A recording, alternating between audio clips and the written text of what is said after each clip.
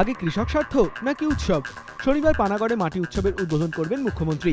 তার আগে উৎসব ঘিরে এই প্রশ্নই তুলছেন স্থানীয় কৃষকরা। 16 কোটি টাকা ব্যয়ে পানাগড়ের কাঁকসা ব্লকে মাটি উৎসবের আয়োজন করছে রাজ্য সরকার। কৃষি, সেচ, বন, পশুপালন, মৎস্য সহ কমপক্ষে 74টি সরকারি স্টল থাকবে। একদিকে যখন কাঁকসা ব্লকে সাড়ম্বরে চলছে উৎসবের প্রস্তুতি, তখন সেখানেই পর্যাপ্ত জলের অভাবে ধুঁকছে বোরো ধানের চাষ। তেমনই অভিযোগ কৃষকদের। মূলত ডিভিসি ক্যানেল থেকে জল তুলে বা সাবমার্সিবল পাম্পের মাধ্যমে ভূগর্ভস্থ জল তুলে বোরো চাষ হয়। অভিযোগ, সেচ দপ্তরের বেশিরভাগ পাম্পই গত 2 বছর ধরে বিকল। প্রয়োজন মাফিক জল মেলে না ডিভিসির ক্যানেল থেকেও। কৃষকদের প্রশ্ন, বিকল হওয়া পাম্পগুলি না সারিয়ে কিভাবে ধুমধাম করে মাটি উৎসব করতে চলেছে সরকার? 2 বছর বন্ধ আছে, দুটো বর্ষা বন্ধ আছে। কতগুলো পাম্প বন্ধ আছে? 6টাই সাবমার্সিবল বন্ধ আছে পুরো।